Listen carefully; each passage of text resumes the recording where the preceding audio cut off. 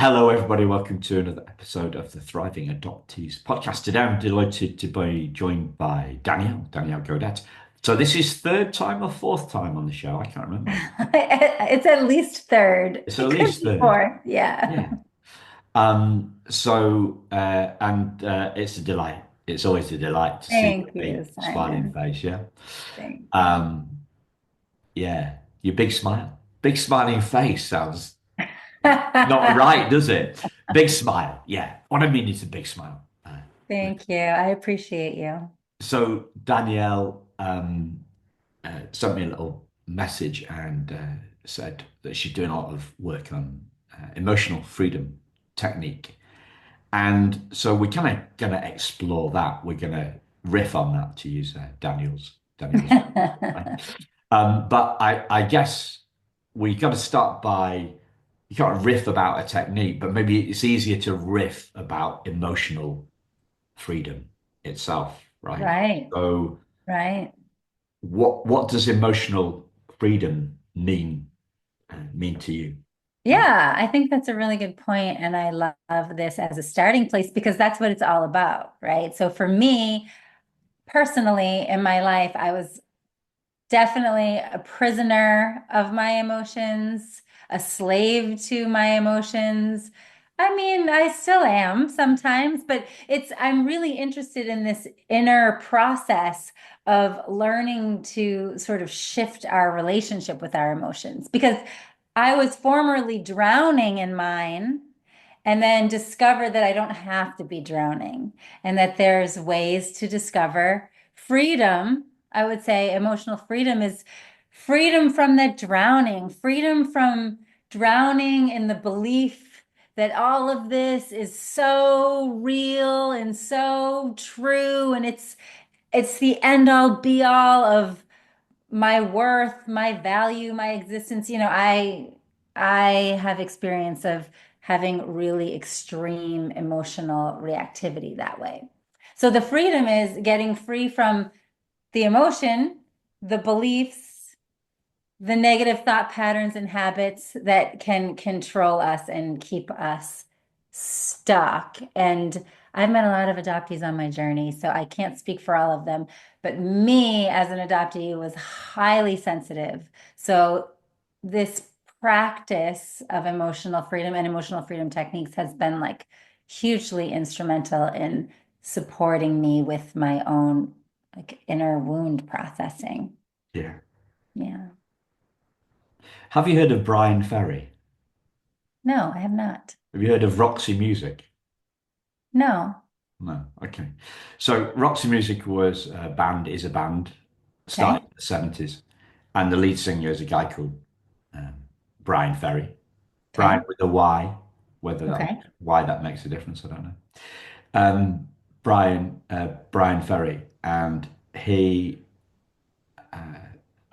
had a big-ish hit for him in 1985 with a song called "Slave to Love," Mm. Mm. Okay. which was me and my wife's first dance, at the wedding back in Mm. 1997. So when you said "slave to emotions," Mm. I just went there with "slave to love."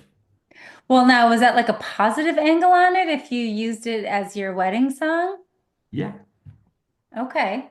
Okay. Well, if you like to be a slave to love, then that's a positive thing. But a lot of people, I mean, again, I can mostly speak for myself, but I think it's universal. We feel stuck with an emotion. Love would be an emotion that perhaps we were happy to be a slave to, unless, of course, love led to hurt or hate or pain, in yeah. some way. It's those painful feelings that we don't like to be enslaved by, and sometimes we just don't know how to get out of it. No, we don't. Yeah. We don't. Well, we use the how word, so we're looking for a logic. Yeah, We're trying to fight a feeling with that's right. logic. That's right. How do I? And That's that doesn't work, does it? no, that's not helpful. And that's been my personal discovery for with my own internal landscape, but also with, helping so many students and clients over the years. Like everyone's doing that, right? That resistance, that fight with myself. But Yeah, that doesn't set us free, right? It's like, how can I be free from something if I want to be in a wrestling match with yeah. it? I'm entangled with it, right? Have you heard of? I heard this a couple of months ago, and then I listened to the same podcast again. So I reheard this term. Have you heard this term, psychological freedom? No, but that's an interesting term. It's a nice, interesting, isn't it? Hmm. So it's more about our relationship with our feelings than the Yes. feelings themselves. Yes. Yeah. Mhm. So it's about how much wiggle room we have. So what that would mean to me is um, you could say, I hate my insecurity. Mhm. Right? And, or you could say, I'm okay with my insecurity. Mhm. That would be, Yes. Right. it's about psychological flexibility. So it's not about the emotion itself. It's about our feelings about our feelings. Yes, that's right. I 100% agree. Um, but when I hear the word psychological, just in general, it becomes Heady. cerebral. Yeah. Yeah, Cerebral, yeah, heady. Yeah. intellectual process. Intellectual. But Indeed. that was not easy for me on my journey to just, intellectually, can't I just shift here? And I love that word, transforming. That's kind of my tagline, just as a coach in general. I want to help people transform their relationship with their emotions. So exactly Yeah. what you're talking about. But I couldn't use intellect to do that It's the transformation. wrong tool. It's the wrong Yeah, tool. yeah. Yeah. Okay. Clearly. Yeah. Clearly it's the wrong tool. Our intellect in a Yeah. fight between our intellect and our feelings. Yeah. Feelings are People can always get going to win. they're gonna get stuck. Yeah. And some people can really compartmentalize intellectually, but eventually at some moment, I mean, we are emotional beings. Emotions flow through our body, kind of like the weather on the earth. So if we compartmentalize too much and we don't allow ourselves to feel, I think that can lead to problems, whether it's emotional or even physical problems down the road. Yeah. But isn't that the kind of the big thing for us as adoptees with this pre-verbal trauma? Hmm. Then verbal means words, words means thoughts, Mm. thoughts means heads, Mm, mm, mm. brains, Yes. right? Yeah. So Right. and so many well-meaning therapists, change workers, whatever, have said that they can help us, but then v- verbal therapy doesn't work for trauma that's pre-verbal. It's totally the wrong tool. But Mm. people have been taking lots of money off us for lots of Mm. years, for lots of decades, for lots of years, lots of centuries, in Mm-hmm. terms of because they have our best intentions and do they need the money as well, right? Mm. It's a Right. big message that we keep on banging the drum about on Thriving Adoptees, right? Don't do the head stuff, don't do the mouth stuff, do the body stuff. Yes, right, right, right. So the somatic or emotional freedom stuff. Yeah, yeah, So how uh, how does that kind of emotional freedom stuff, yeah, emotional yeah. freedom, how does that relate to, say, how does that relate to our bodies and what other people would call somatic stuff? Yeah, yeah. Really good question. So this is called Emotional Freedom Techniques. That's the official name, as I understand it. And it's a very simple technique using tapping. And there's many ways to tap. I've been tapping for 25 years, but this specific way is tapping on particular acupressure points around the head, face, chest, hands. So we're getting into the energy field here, and that is the answer to the question. The energy field is like a connector that brings us into the body. Like, how are we holding on to emotion in our body? How are we holding on to trauma in our body? Energetically. That experience is gone. It's over. It's past. It's long. How many times has the earth rotated since, it's long gone, right? But where is it still existing and very real for us? Holding it energetically in our bodies. So when we tap on these energy points, we start to move that energy flow. Like anything that's stuck starts to flow. It's the same system as acupuncture. People use energy in modalities like Reiki. I mean, it's very common and popular because you you can heal that energetic field. You can move energy, balance energy, release energy. And then what's that going to do? That's going to make your body physically feel lighter, freer from that stuck, heavy, whatever was becoming, toxic. The more we hold on to it, the more toxic it becomes. So the body feels lighter, the mind feels lighter. Energy is like a beautiful bridge between the mind and body, which I didn't know anything about before I started my journey long ago. And when I realized that, I was like, it's a miracle. Like it's a miracle medicine. Instead of getting consumed with, oh, this emotion and I have this and this, I did this and this trauma and she did that and I can get really deep and dark with that, realizing this is stuck in me as energy. And if I move the energy, the problem starts to dissolve without, I don't even have to like dig into the garbage that much deeper. The problem starts to release. So that's the somatics of it. Okay. So you're going big on energy. Yes, well said. I'm very big on energy and I have been, which is what made me curious about emotional freedom techniques because I was like, oh, they're tapping and moving energy. And when I practice it myself, it's the same. Any energy movement is the same kind of experience where you can really clean some, clean something and become free from something that, and maybe you don't even know how to name it, but you can move it in your body. There's all kinds of techniques to be able to move things that you don't even have to name. You just feel. You feel something, you can't describe it. Yeah. So you talked about that. You can go really deep and dark. You said dark. Did you say? Do you use the I word can dark? go dark down the rabbit hole. Yeah, that's certainly in my character. Yeah. Yeah, very much so, for sure.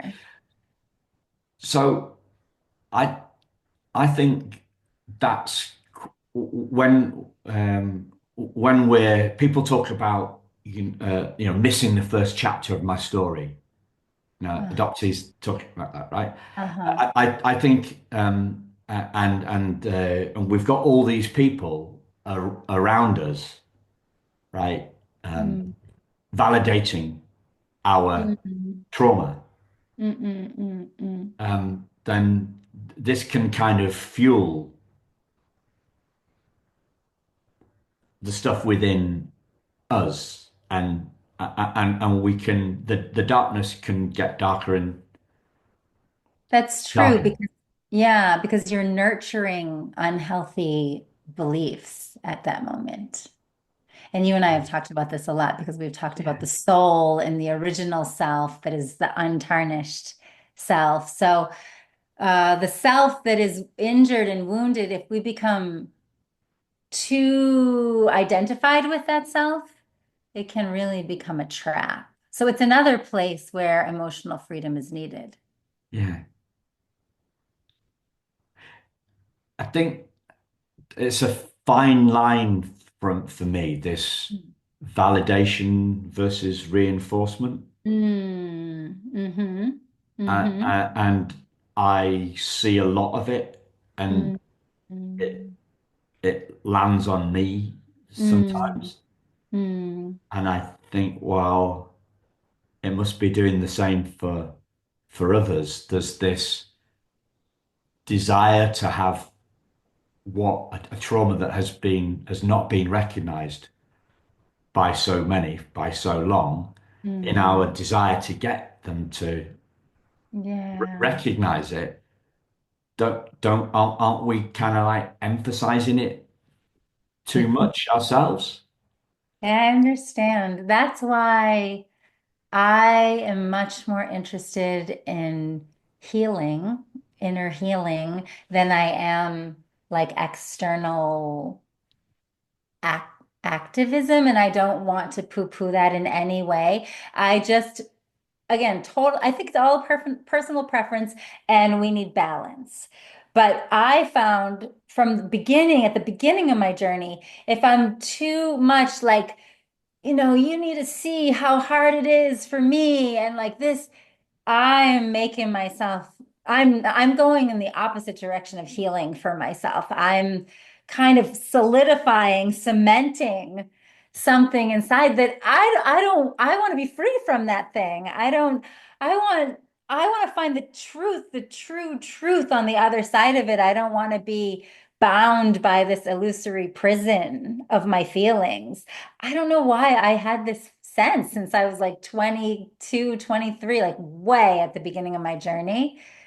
So I ran full force in that direction of inner healing, inner processing. And those who are doing a lot of external activism and fighting, yes, we have to be careful. We have to make sure to always be looking at myself and seeing what I'm feeling and what emotion I'm acting on because we're putting that out there and we're also strengthening it Yeah. inside of us as we do that.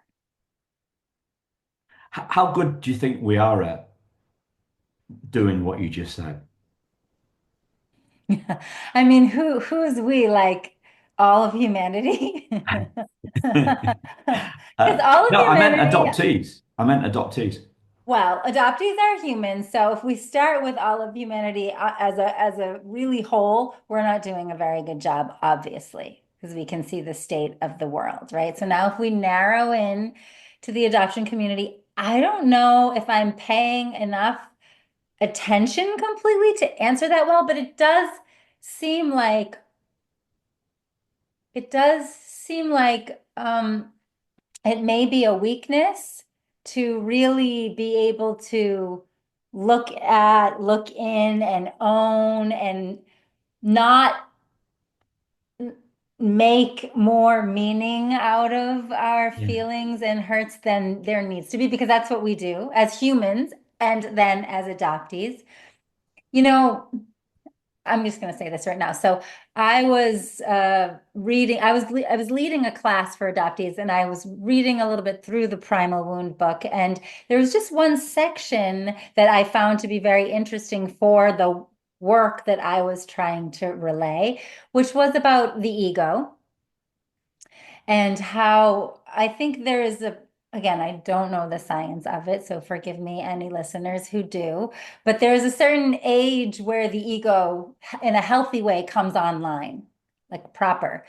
But for a relinquished baby, the ego might come online right away because there's just no protector there. Even if it's just for a short moment, the self senses that. So the ego, which is really the part of self that protects us, keeps us safe, things all in control, so we can survive in this world.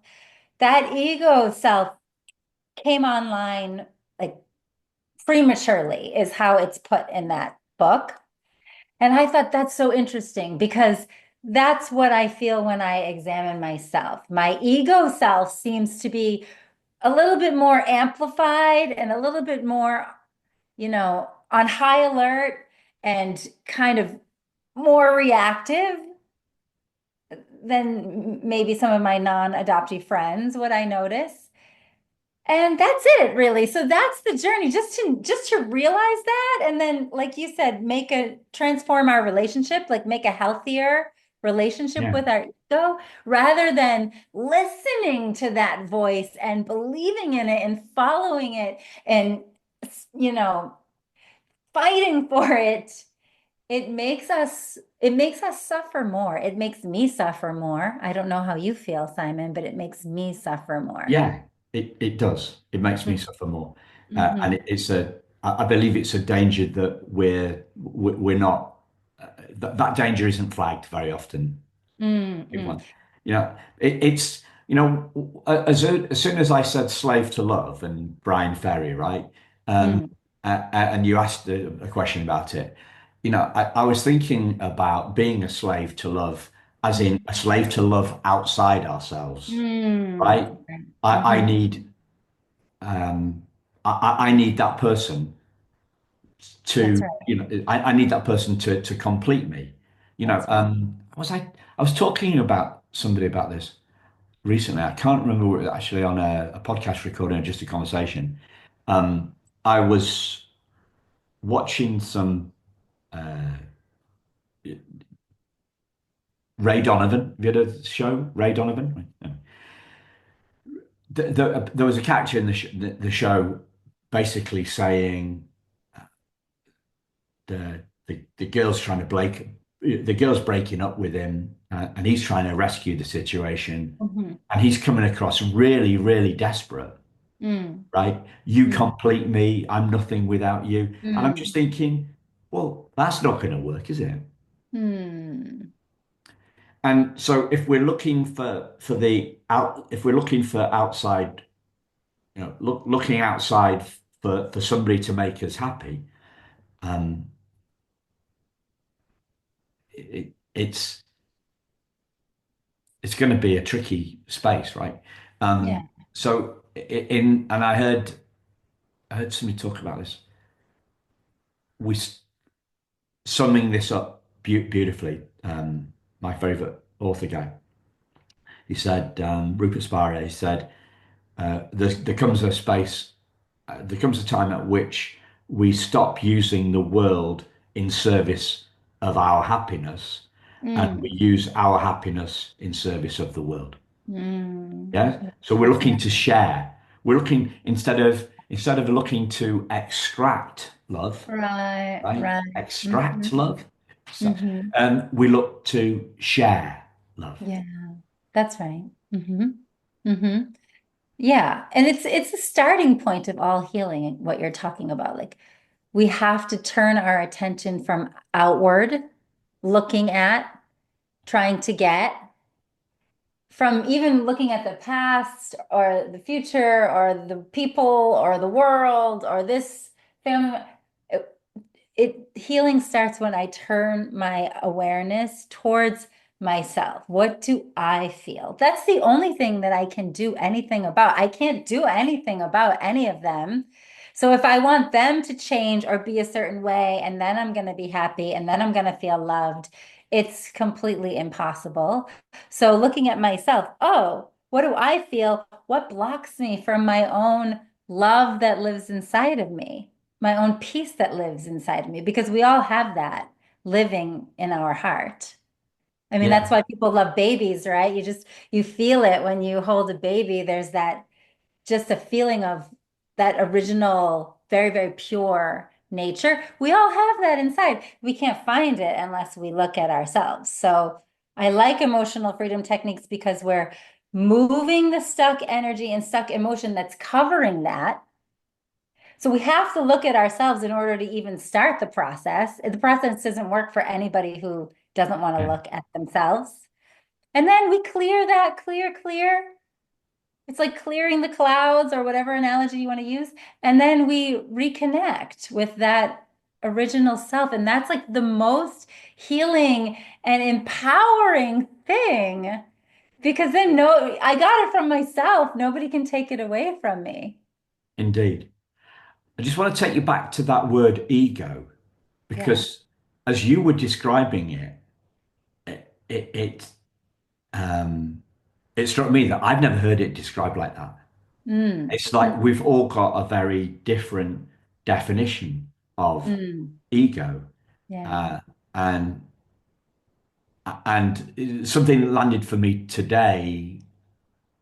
Um, I was looking at something to do with sin, right? Like Mhm. I was talking to somebody yesterday about one of my challenges with religion is, they say that we're all born, and the Catholics say we're all born sinners, and I'm Yeah. thinking, you just described this baby, right?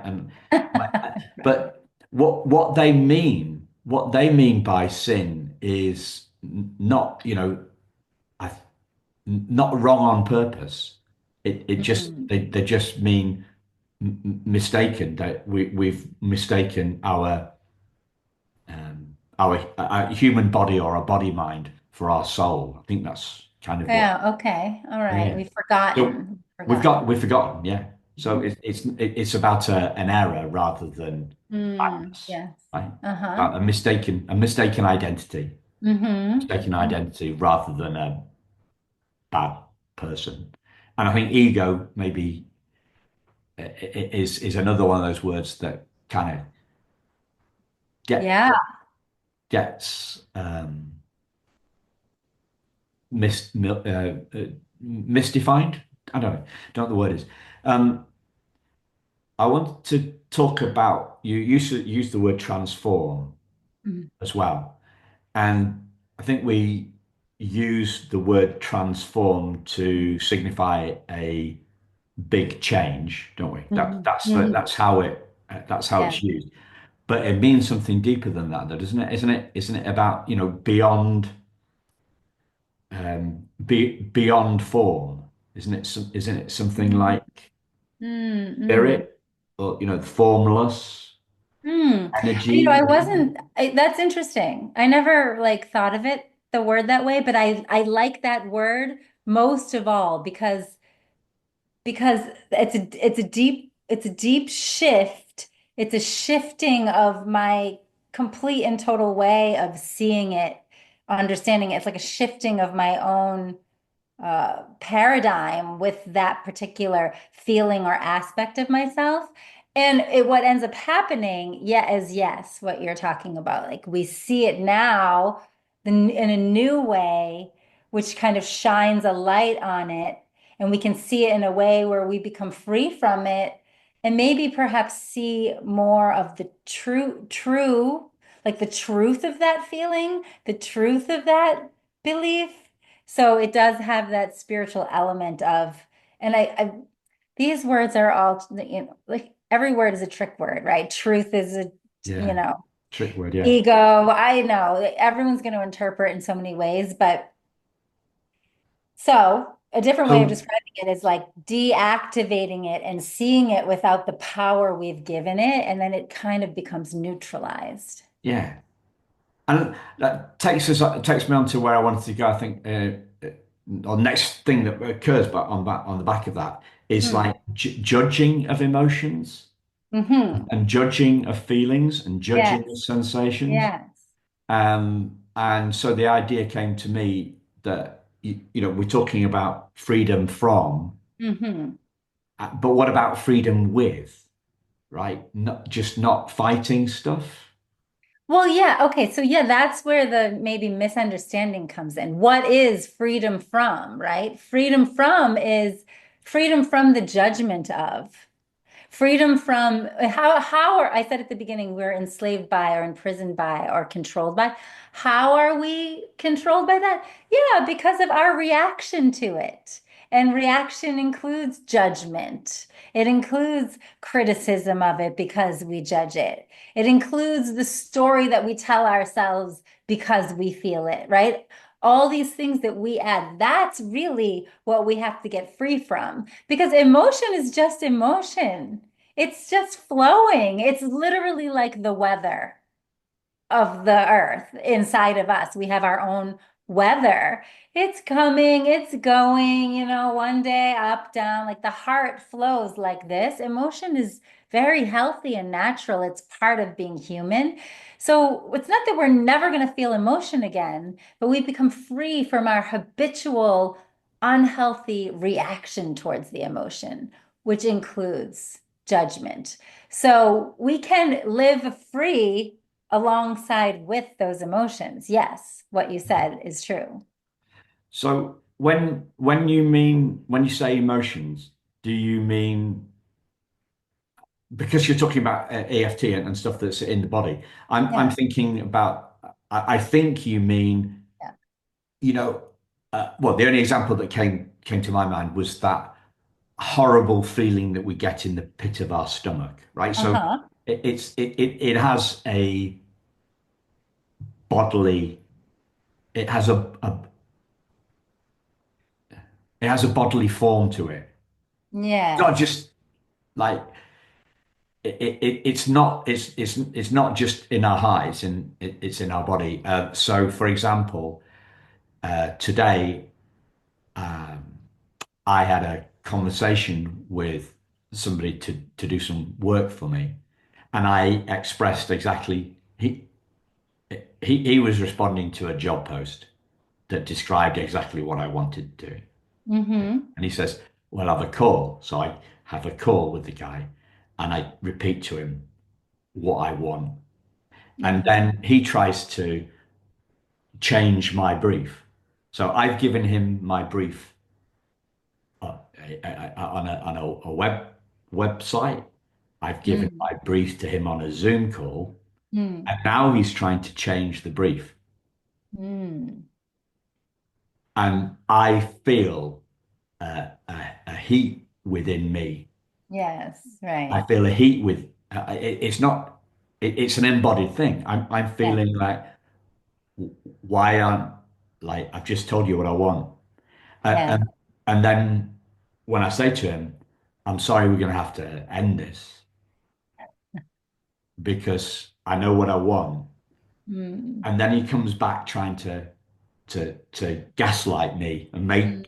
making me wrong for not Mm. wanting something that I don't want. Like Mm. Mm. Mm-hmm. I'm wrong because I don't want what he wants to sell me. I want a little Mm-hmm. job doing, and he's trying to make it into a massive job because Mm-mm. that Right. he is. But I feel I feel it emotionally. I feel it in my Yeah. body. It's not just. It's got some charge to it. It's got some Yeah. weight to it. Yeah. Yeah. So something I've said to my students many times over the years, which I think is kind of a fun way of looking at it, is like if you took an emotion and you could like crack it open, we could like do surgery on it, right? What is an emotion made out of? How do we call it? Like, why do we know this? I'm having an emotion. It's made of two things. One is what you're saying, a feeling in the body. And the other one is some kind of information, story, belief in our mind. So why that surging, that heat inside your belly, I am 100% certain if we really went in, he's not listening to me. He's gaslit. I don't feel safe with this guy. He's threatening me. I'm clear what I want. He's trying to take advantage. There's a story. And then the story perpetuates the feeling in the body. And then the uncomfortable feeling in the body perpetuates more emotional reaction. Now I'm irritated. Now I'm agitated. I got to get out of here. I'm mad at you now. All this stuff starts happening. So it's an emotion is made of those two things. If we really can get down and be like, oh, neutralize. If I have a feeling in my body, I have this information and kind of clear, especially the information part, because really that's the more painful part for everybody. If we clear that, body feels more comfortable, and then we don't run into the trap of adding a million more emotions on top of it, right? So now you're irritated and you hang up and you're in a bad mood, and maybe you say something to the next person or whatever, you're an off day and people always, and you're thinking about the past. Who knows where that leads? That leads to all kinds of places. This is what I'm talking about, not emotional, not freedom. So then we became a slave to that. Do you know what I mean? Yeah. So if we tap, right? If I was your EFT practitioner and the next session you had was me, and you're like, oh, Danielle, this guy, he just Then we need to listen. Okay, what's really going on? What are you feeling? All right, and then we tap on that. We face the feeling directly. So it goes back to what you were saying earlier, like allow yourself to feel it, face the feeling. Let's not be cerebral. Let's feel it. And where is it in the body? Let's, address that and face that. And we're going to tap on all the points. And we're going to kind of talk our way through that. And then my job as the coach is to kind of guide those prompts, try to catch what's really going on here. Oh, maybe Simon's desire to control his situation got threatened. And so let's clear some of that. And we just clear and clear and clearing until at the end you feel, oh, it's a non-issue for me anymore. I can take it, leave it. I can say whatever I need to say, but not from a highly emotionally activated place. That's where the technique becomes helpful in a situation like that. Does that make sense? Yeah, Yeah. And that the emotion being in the body and also it's like information in the body. Does that make sense? yeah, yeah, yeah. Okay. Yeah, because you know me, I can tangent on far away from the original topic and then try to come back around. So just making sure you're I think you're ultra in the ultra space. I think you're right on the money. yeah, yeah.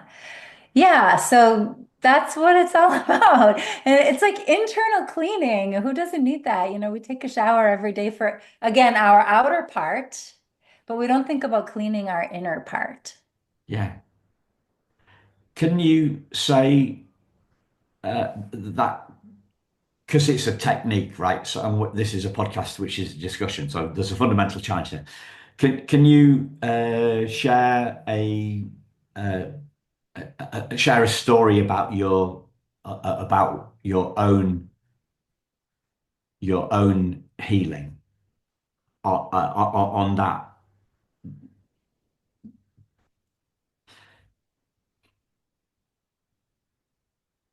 So when I think about healing, Yes. I I because I'm a bloke and I'm a bit left brainy. I'm more left Hmm. brainy. You're more Hmm. right brainy. I think. I think Hmm. is that about fair? Is that It could be. Yeah, yeah? see, It could probably be. right. Yeah, yeah, Uh-huh. I'm probably. definitely right brain. Okay. Right. Yeah. Okay. Cool. Uh-huh. Um, uh, when I think, I often would go into something like when I think about healing, and so well, people say that time is the greatest healer. Hmm. Time is the greatest healer. But then if there's no change, right?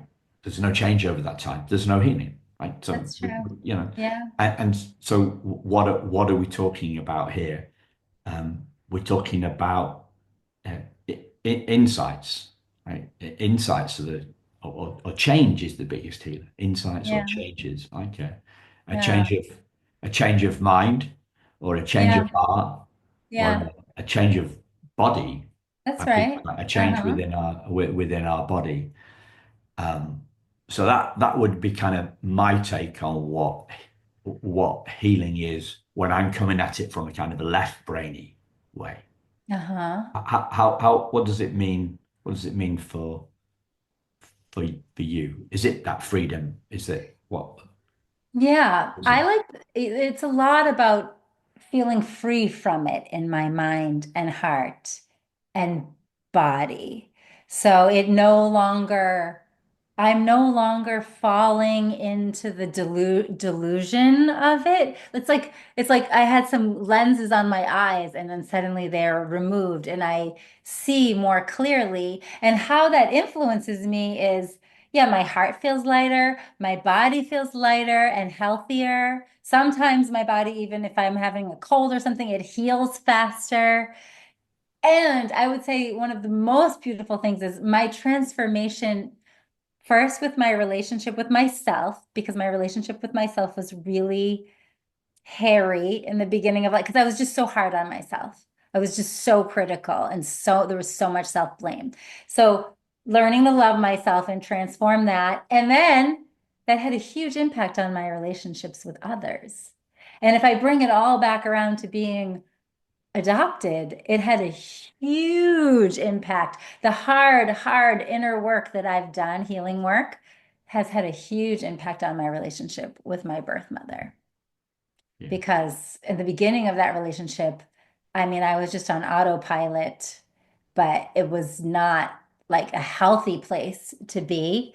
And so many triggers came up. This is like 1998, I met her. So this is 27 years of triggers and falling into pits and climbing out and trying again and happy and then hurt and like, oh my God, what a roller coaster it's been.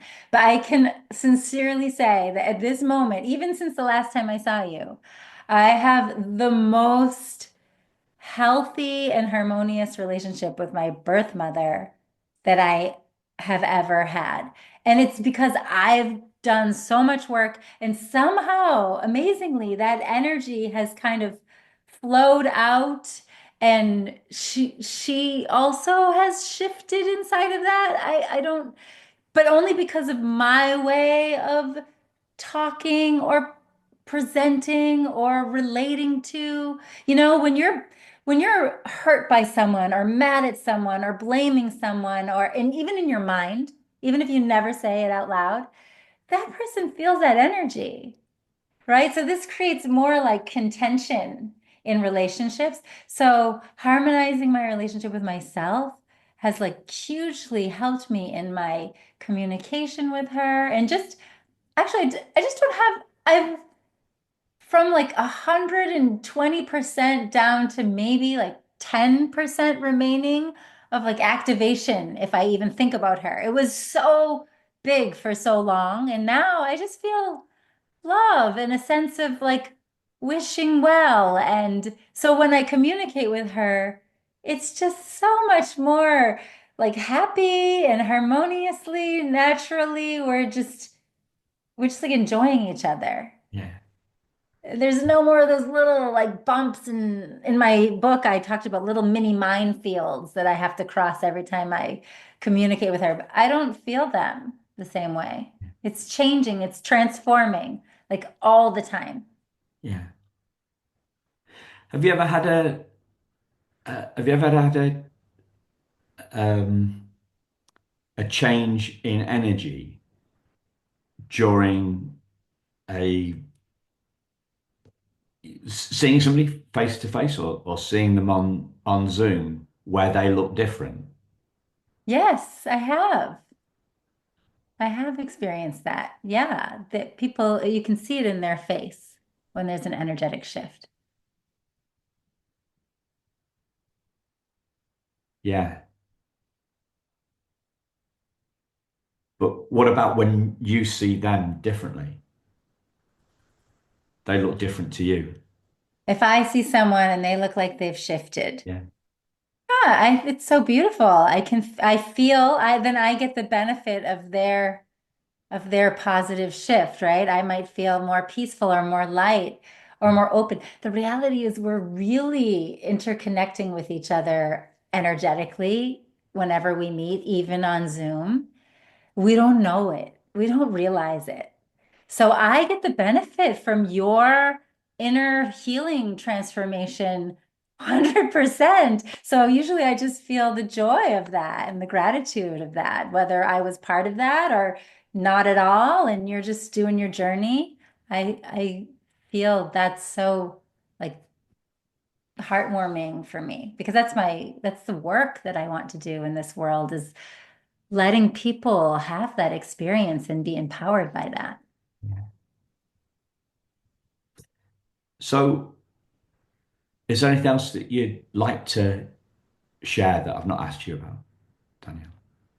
Yeah, I think I talked about a lot. It's really fun to kind of flesh it out on a deeper level. So thank you for doing that with me. Cool. And just one thing, you mentioned Zoom. We've talked about EFT. Uh, can you do it over Zoom? Yes. Yeah, I am completely an online coach at the moment. It's all online now. Okay. Yeah. And so I work one-on-one and I also work with groups. So I just, as part of my kind of launch, I did a few group taps as well. You don't go as deep, one-on-one, it can really kind of catch what's going on specifically for you and customize it for you. But in a group tap, at least people can get some exposure to it and feel that feeling, again, somatically of that shift in their body, which is what we're really going for. Indeed. Yeah. So, as always, listeners, there's links in the show notes so you can check out what Danielle's doing. And thank you again. Yeah. Thank you, Simon. Yeah. Thank you very much. Lots of love, listeners. We'll speak to you very soon. Take care. Bye. Okay, take care. Bye-bye.